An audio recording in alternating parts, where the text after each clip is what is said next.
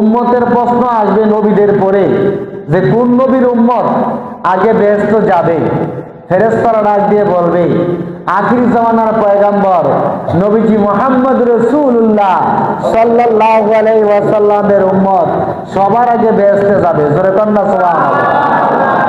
তা আপনারা খুশি না বেজার? জোরে সুরে বলেন আলহামদুলিল্লাহ। আমাদেরকে যে আল্লাহ পাক আখির জামানার পয়গম্বরের উম্মত বানাইছেন, যদি এই শুকরিয়াটা কিয়ামত পর্যন্ত সিজদা দিয়ে আদায় করার চেষ্টা করি, কিয়ামত পর্যন্ত সিজদায় পড়ে থাকা যাবে। আমরা যে দয়াল নবীজির উম্মত হতে পারছি, এই শুকরিয়াটাই কিয়ামত পর্যন্ত সিজদা দিয়ে আদায় করা সম্ভব না। জোরে কন্না সুবহানাল্লাহ। সে মায়ার নবী, দয়ার নবী সম্পর্কে আমার আল্লাহ রাব্বুল আলামিন পবিত্র কোরআনুল কারীমের মধ্যে ঘোষণা করতেছেন, ওয়া মা আরসালনাকা ইল্লা রাহমাতাল লিল আলামিন। আমার আল্লাহ রাব্বুল আলামিন বলেন, হে আমার হাবিব, আমি আপনাকে দুনিয়ার জমিনে পাঠাইতাম না, কিন্তু পাঠাইয়াছি সমস্ত সৃষ্টি জগতের জন্য রহমত হিসাবে। জোরে কোন সুবহানাল্লাহ। সমস্ত সৃষ্টি জগতের জন্য আমাদের দয়াল নবীজি হইলেন রহমত। জোরে কোন সুবহানাল্লাহ। আমার আল্লাহ বলতেছেন তার নিজের প্রশংসায়, নামাজের মধ্যে যে আমরা পড়ি, ওই নামাজের মধ্যে আমরা ঘোষণা দেই আল্লাহ পাকের, কি বলি? আলহামদুলিল্লাহি রাব্বিল আলামিন। পড়ি কিনা নামাজের মধ্যে? সবাই আবার পড়েন, আলহামদুলিল্লাহি রাব্বিল আলামিন আর রহমানির রহিম মালিকি ইয়াউমিদ্দিন। আমরা বলি সমস্ত প্রশংসা ওই আল্লাহ পাকের জন্য, যিনি রাব্বুল আলামিন, সমস্ত সৃষ্টি সমস্ত আলমের পালন কর্তা। জোরে কন্না সুবহানাল্লাহ।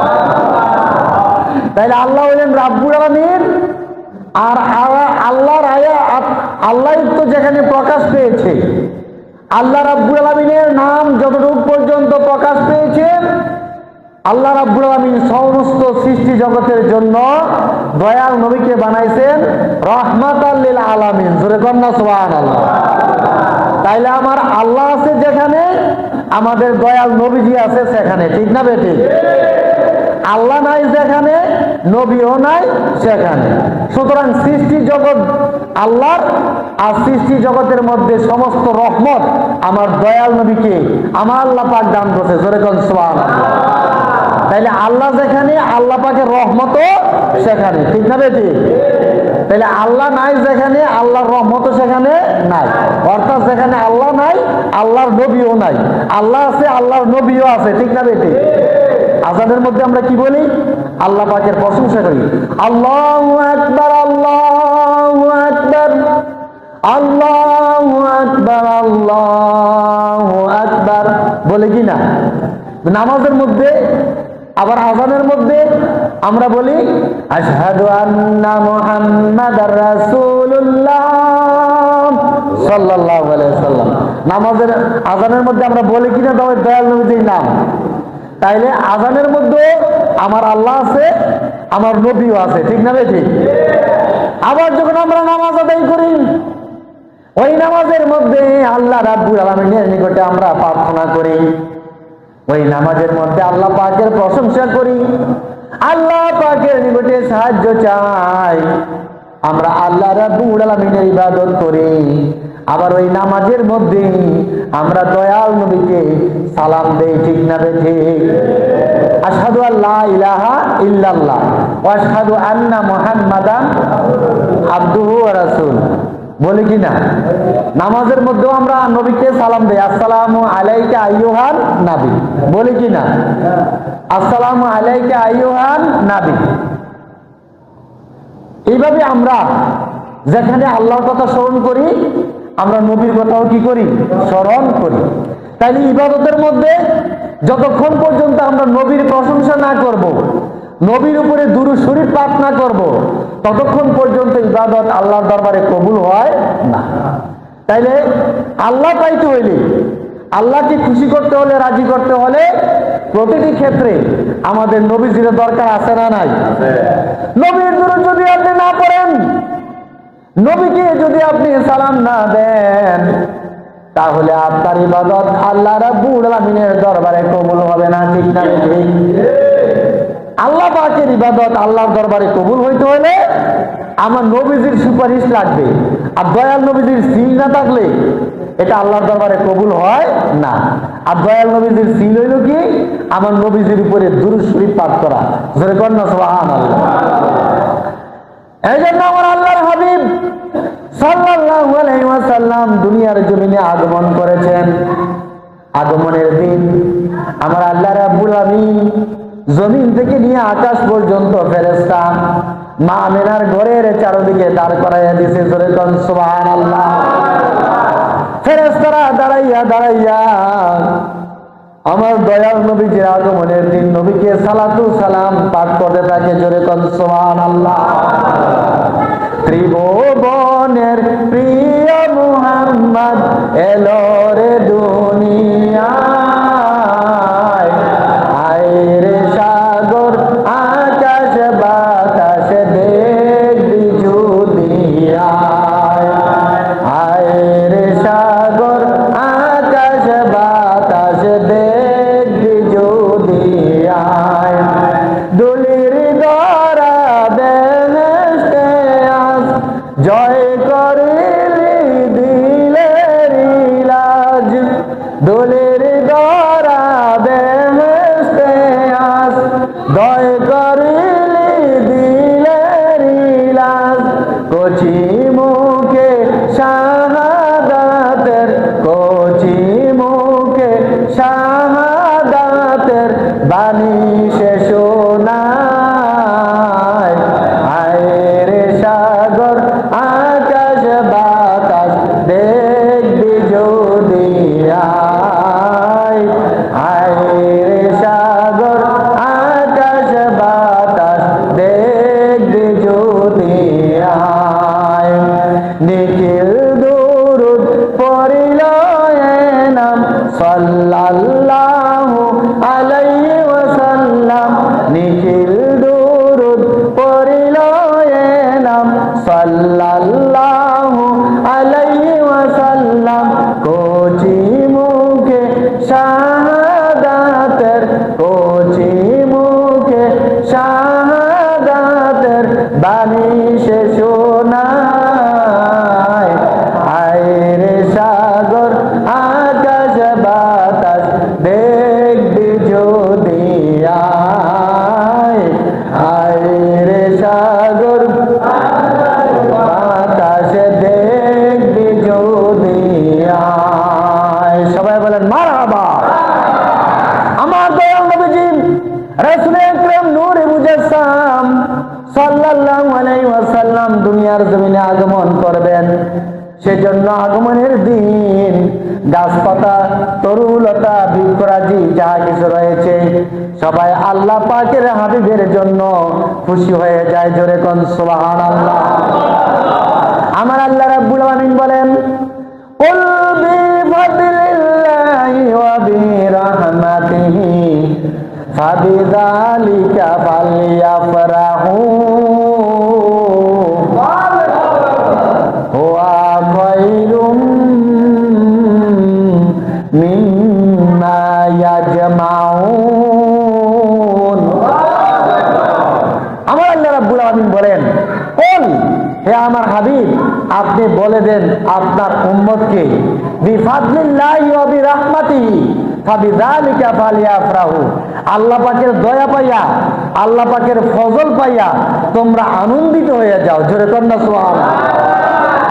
এই জন্য 12 তারিখ রবিউল আউয়াল যাদের প্রতি নবীর ভালোবাসা আছে, যাদের প্রতি নবীর প্রেম আছে, ওই আশিকের রাসূল গুলা ভালোই রবিউল আউয়াল খুশি হইয়া থাকে, জোরে কোন সুবহানাল্লাহ।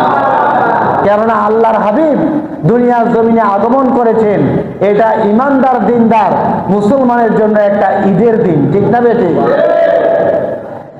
আমরা কুরবানির ঈদ পাইছি, রোজার ঈদ পাইছি, তার থেকে পাইলাম কিভাবে পাইলাম জানার দরকার আছে না নাই? আমার আল্লাহ রাব্বুল আলামিন বলেন, ইন্না আতাইনাকাল কাউসার ফাসাল্লি লিরাব্বিকা ওয়ানহার ইন্না শানিয়াকা হুয়াল আবতার। আমার আল্লাহ পাক বলেন, হে আমার হাবিব, আপনাকে আমি কাউসার দান করছি, ফাসাল্লি লিরাব্বিকা ওয়ানহার, আপনি নামাজ পড়ে কুরবানি করেন, জোরে কোন না সুবহানাল্লাহ। তাইলে এই কুরবানি পাইলাম আমার দয়াল নবীজির কারণে, দুইটা ঈদ পাইলাম। আর এই ঈদও হইতো না যদি আমাদের দয়াল নবীজি না হইতো, ঠিক না বেঠিক?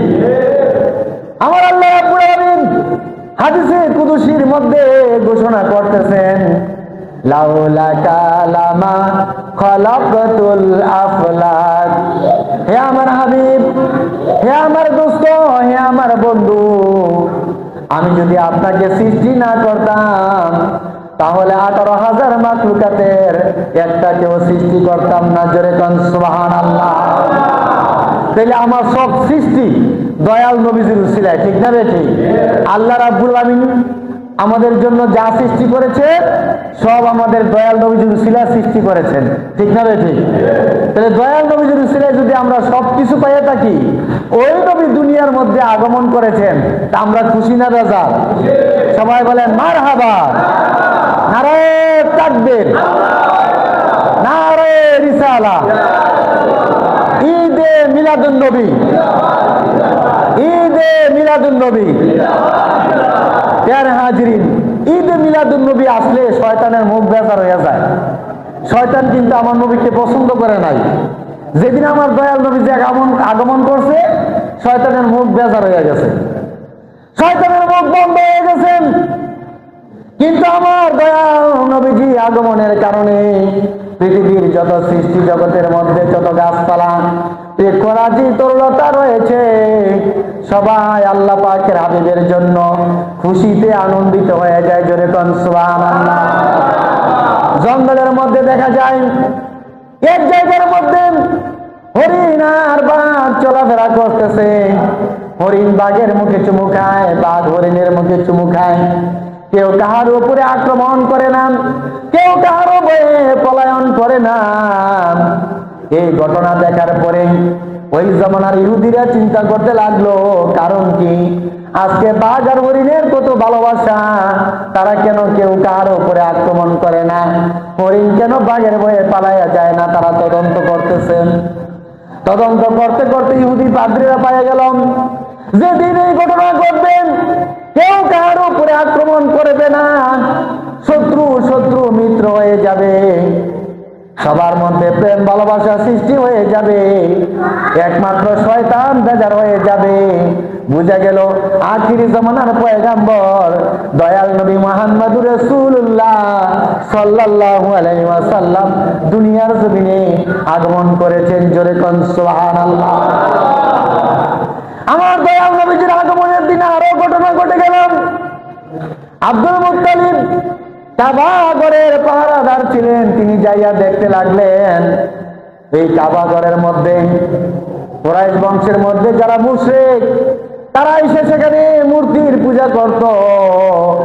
কাবার ভিতরে 360টা মূর্তি ভাঙ্গা চিরা সিজদারত অবস্থায় মাটির মধ্যে পড়ে আছে, জোরে কোন সুবহানাল্লাহ। এদের উপর আবার তদন্ত চালাতে লাগলো ইহুদিরা, কারণ কি? যেখানের মধ্যে মূর্তিগুলার মানুষে এত সম্মান করে, মূর্তিগুলিকে তারা ইবাদত করে, আজকে মক্কার জমিনে মক্কার ভিতরে সমস্ত মূর্তিগুলা ভাঙ্গা মাটিতে পড়ে গেল, এটার কারণ কি হইতে পারে?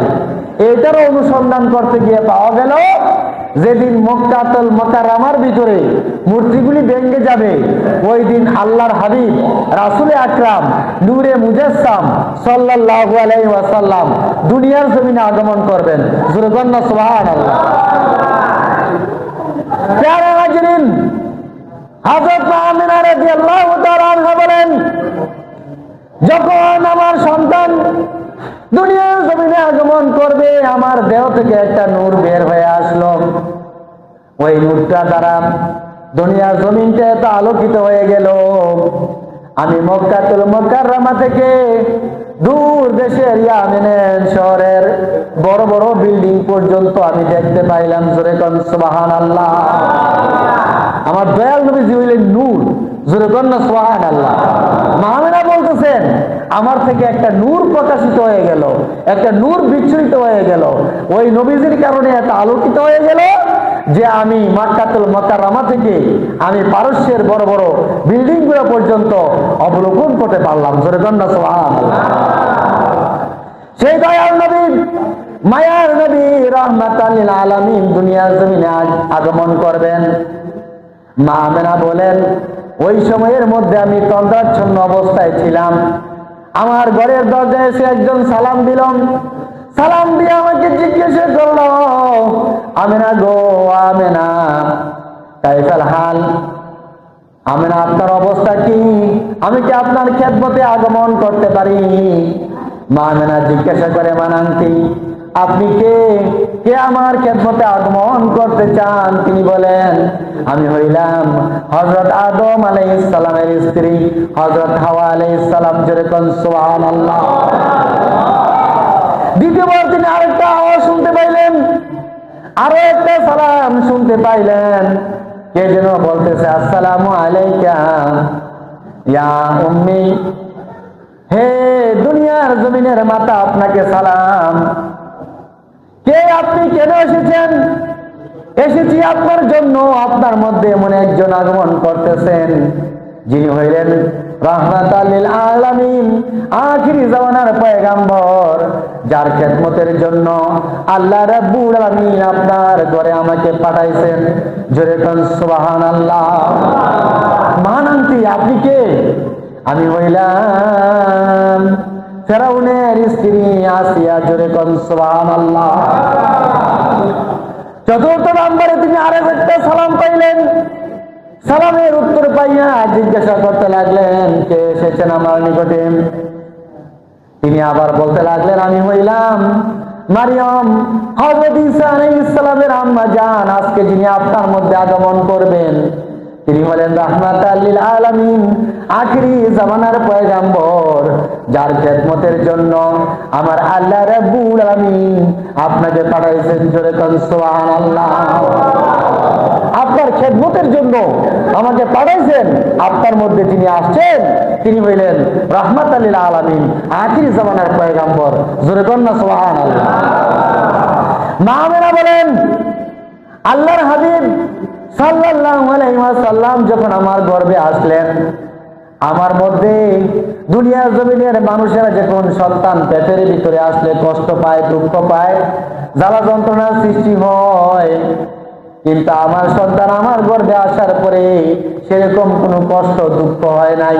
জোরে কোন না সুবহানাল্লাহ। আরো কি ঘটেছে?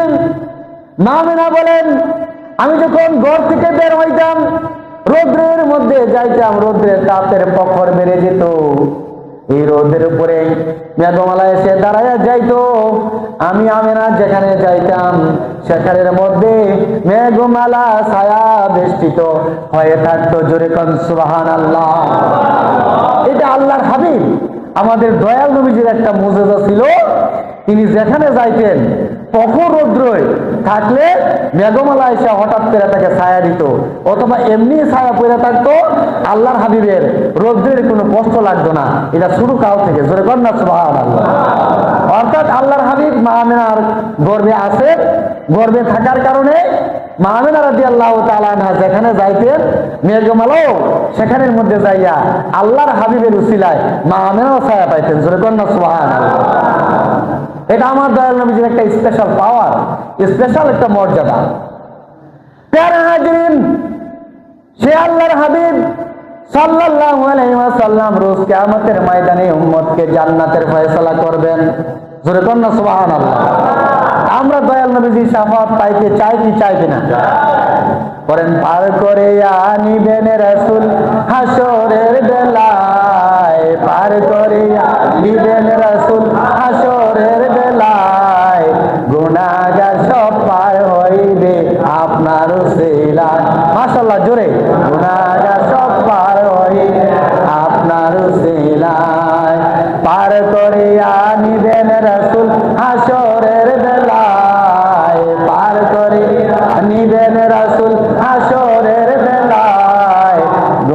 গুনাহগার সব পার হইবে আপনার উসিলায়, গুনাহগার সব পার হইবে আপনার উসিলায়। আদম থেকে ঈসা নবী নাফসি নাফসি করবে সবই, ঠিক না বেঠিক? আদম আলাইহিস সালাম থেকে আরম্ভ করে ঈসা পর্যন্ত কেউ কি ইয়া হাবলি উম্মতি বলতে পারবে? ওই কিয়ামতের ময়দানে ইয়া হাবলি উম্মতি একমাত্র আমাদের দয়াল নবীজি বলবেন, জোরে বল না সুবহানাল্লাহ। আদম থেকে ঈসা নবী নাফসি নাফসি করবেন ছবি, আপনি শুধু কাঁদবেন রাসূল উম্মতের মায়ায়, আপনি শুধু কাঁদবেন রাসূল উম্মতের মায়ায়, গুনাহগার সব পার হইবে আপনার উসিলায়, গুনাহগার সব পার হইবে আপনার উসিলায়। আরে পার করে আনিবেন রাসূল হাসরের বেলায়, পার করে নিবেন রাসূল হাসরের বেলায়, গুনাহগার সব পার হইবে আপনার উসিলায়, গুনাহগার সব পার হইবে আপনার উসিলায়। কঠিন হাসরের দিনে নবী আমার পার্শ্বে রবে, কঠিন হাসরের দিনে আশিকেরি পার্শ্বে রবে, আরে দয়াল নবীর উসিলাতে পাইব আমরা পার, দয়াল নবীর উসিলাতে পাইব আমরা পার, গুনাহগার সব পার হইবে আপনার উসিলায়, গুনাহগার সব পার হইবে নবীর ভালোবাসায়। ইয়া রাসূলুল্লাহ ইয়া হাবিবাল্লাহ, ইয়া রাসূলুল্লাহ ইয়া হাবিবাল্লাহ, ইয়া রাসূলুল্লাহ ইয়া হাবিবাল্লাহ, ইয়া রাসূলুল্লাহ ইয়া হাবিবাল্লাহ, ইয়া রাসূলুল্লাহ, সবাই সবাই আল্লাহ, ইয়া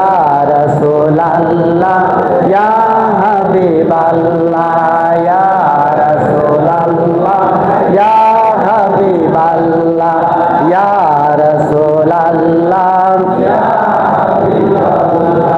রাসূলে আকবর সালামত পর, রাসূলে আকবর সালামত পর, ইয়া রাসূলুল্লাহ ইয়া হাবিবাল্লাহ, ইয়া রাসূলুল্লাহ ইয়া হাবিবাল্লাহ। আমারি মৌতের নিদান কালে, আমারি মৌতের নিদান কালে থাকিবেন নবীজি আমারি শিয়রে, থাকিবেন নবীজি আমারি শিয়রে, দেখিব আপনাকে নয়ন ভরে, দেখিব আপনাকে নয়ন ভরে, ইয়া রাসূলুল্লাহ ইয়া হাবিবাল্লাহ,